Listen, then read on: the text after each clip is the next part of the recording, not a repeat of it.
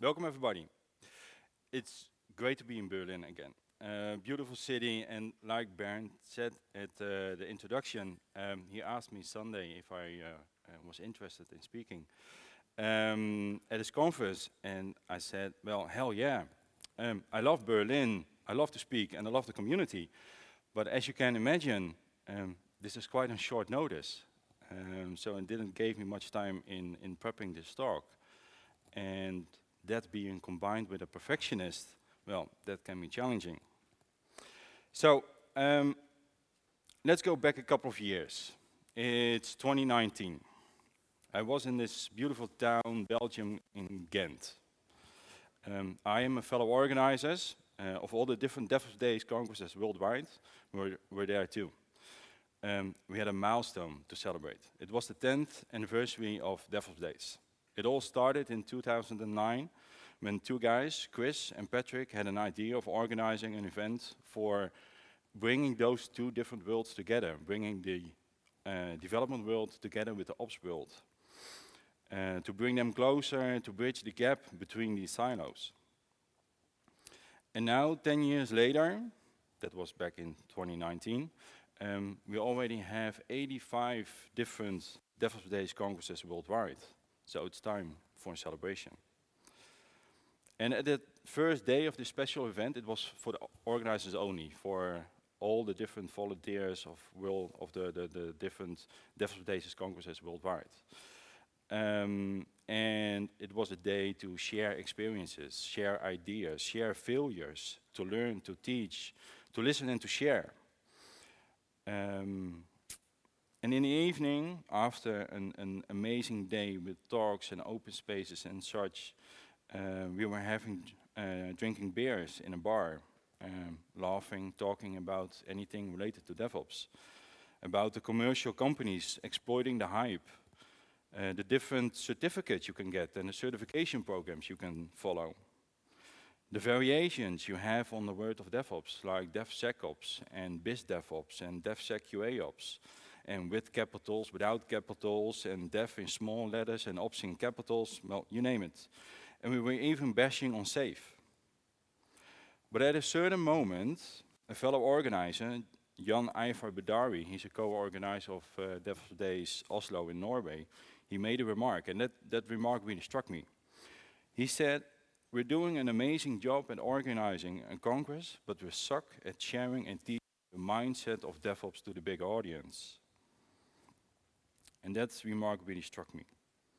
So, my name is Peter Nijenhuis. I'm going to give you this talk about how we miserably fail at sharing the DevOps mindset. And this is a personal talk, so it's my personal opinion. You can agree or disagree with it. I'm open to any other ideas, so if you want to have a chat, feel free to talk to me about it. So, if we're going to talk about the mindset, what is this mindset? And I think this one is perfectly explaining the mindset. So Patrick Dubar, you all know Patrick Dubar, right? He's the godfather of DevOps, seen as the godfather of DevOps. So everything you do to overcome the friction created by silos, that is DevOps or DevSecOps. All the rest is just plain engineering. So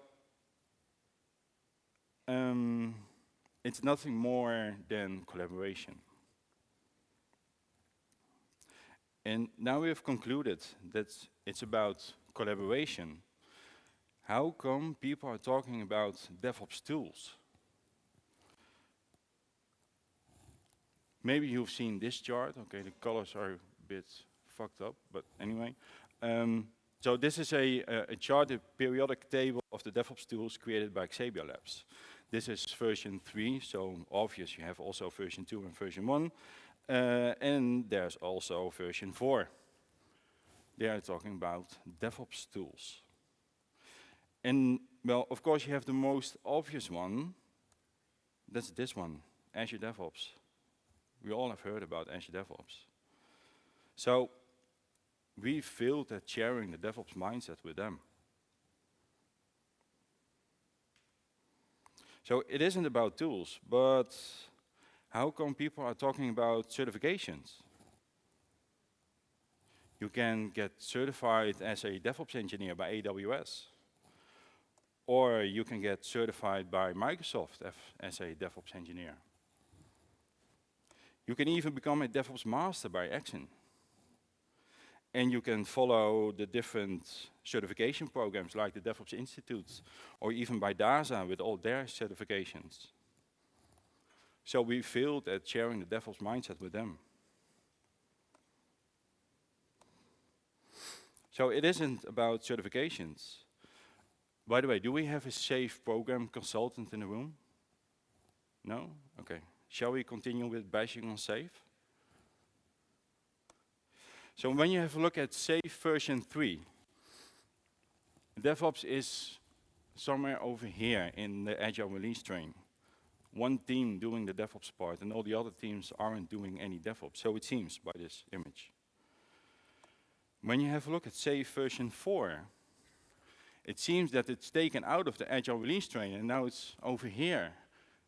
Some team doing DevOps and also a sys team. And when you take a look at SAFe version 5, it's now over here. And they have even created more silos again. Now you have business, dev, ops, and support. Not DevOps, but dev and ops. So we've miserably failed at sharing the DevOps mindset with them. So SAFe isn't perfect either. But what about the titles? When it's about collaboration, why are there DevOps teams and non-DevOps teams? And why are there DevOps engineers and non-DevOps engineers? Because when DevOps is all about collaboration and you have a DevOps team in your organization, that implies that the DevOps team is doing all the collaboration and all the other teams, the non-DevOps teams, aren't doing the collaboration. And when you have a DevOps engineer in your organization, that implies that that engineer is doing all the collaboration and all the other engineers aren't doing any collaboration. Even a sip of water.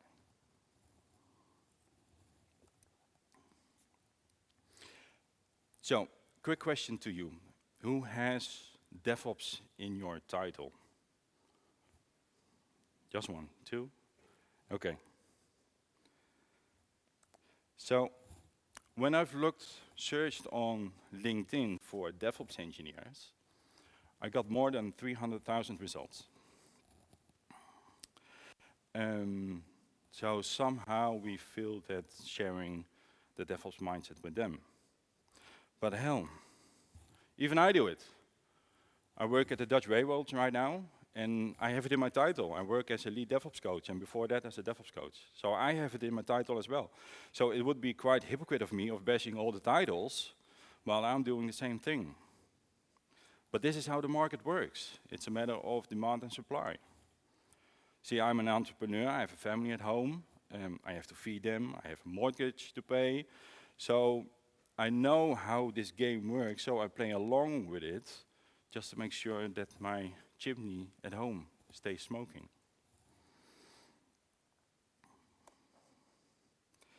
So maybe we're not targeting the right audience. So when we take a closer look at the target audience, do we reach them? And do we reach the right amount for the target audience? So according to the Developer Nation, there are almost 27 million software developers out there. Now, I couldn't find a source regarding ops engineers, but let's give it a rough estimate. Let's say the ratio of ops to dev is 1 to 5. I think that's still a bit conservative, but we can use that one for the calculation. So having 27 million software developers means 5.4 million ops engineers out there. That means a roughly of 32 million engineers globally out there.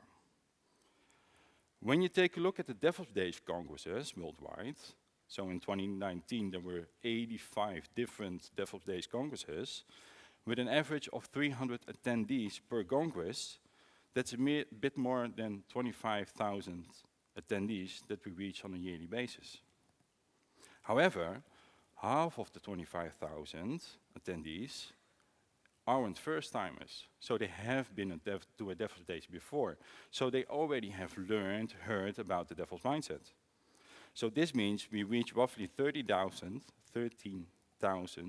of the 32 million target audience. Now, of course, this isn't a very accurate calculation, but it does give you a glimpse of what we do and how we do it. And also, don't get me wrong, I'm not bashing on DevOps Day, certainly not, because they're doing a great job. I've been there as well. And if Chris and Patrick didn't decide to start a congress for DevOps, well, we wouldn't be here talking about DevOps.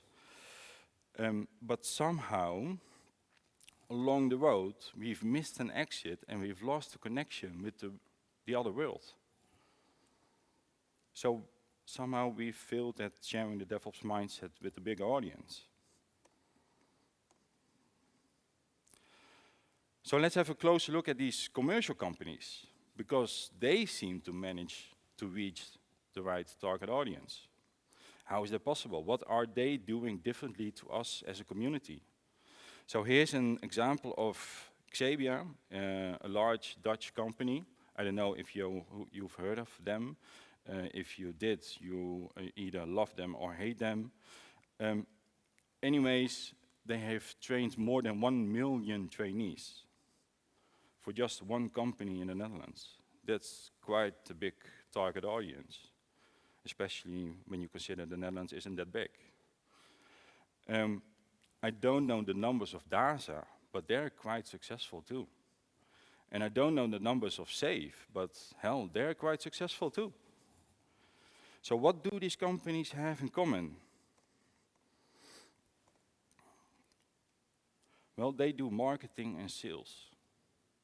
They know how to identify what and where the demand is and how to supply it. And most commercial companies also provide a total solution.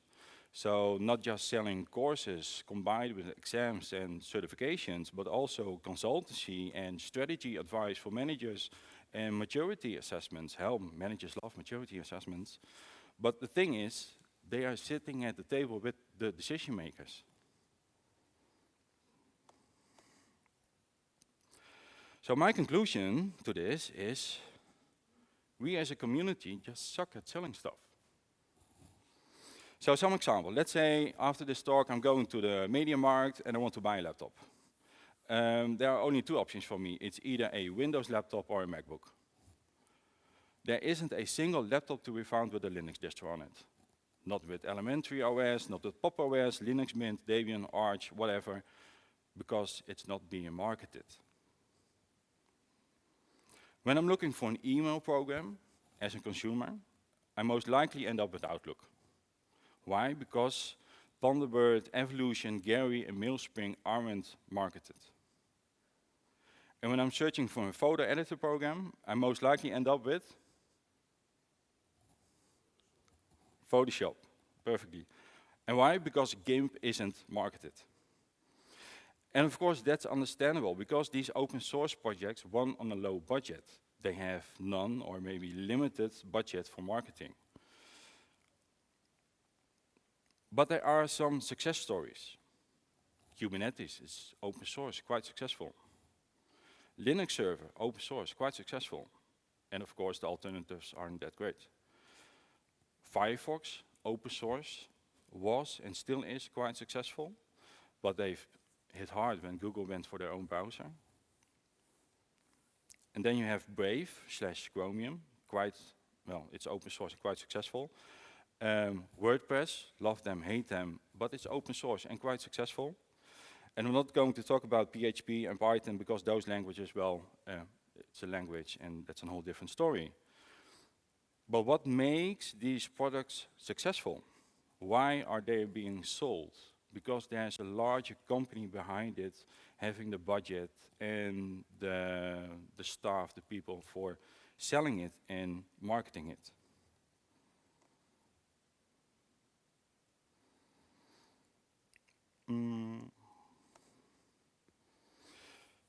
Yeah, so it all comes down for me that we as a community just suck at selling stuff.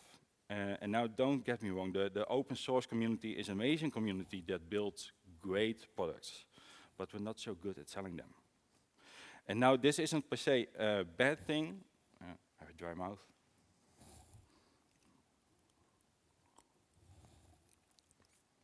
Now this isn't per se a bad thing, as long as we know where our strengths and weaknesses are. So we can look for alternatives for our weaknesses. And another thing that might help is to stop complaining about it and stop labeling them in they're doing it wrong and we are doing it right because we are having the right mindset and they don't, because that sounds like a bit of fundamentalists. So also, maybe it's time to start practicing with what we preach. Let's take the initiative to build a bridge with these commercial companies and work together instead of bashing them and telling them what they are doing wrong, because we have the right mindset and they don't. So they can learn what the true mindset is, and so they can share this mindset with their audience, and combined we have a greater reach. So, building a bridge, practice what you preach. And that's it.